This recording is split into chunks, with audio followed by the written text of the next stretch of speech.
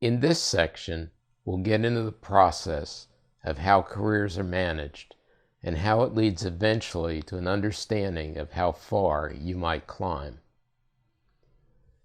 I believe that career development is a series of cycles.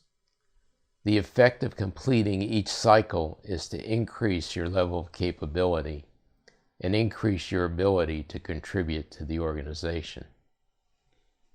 It all starts with an opportunity.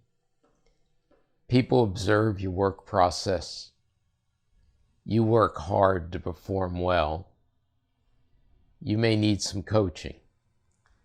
If the results are good, you have success and trust builds.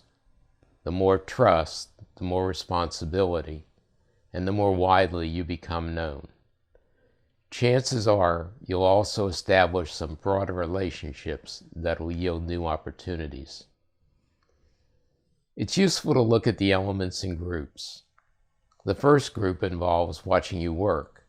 The second is around your skills and how you solve problems. And the third is around how you're helped. The fourth is about what good results yield in the short term.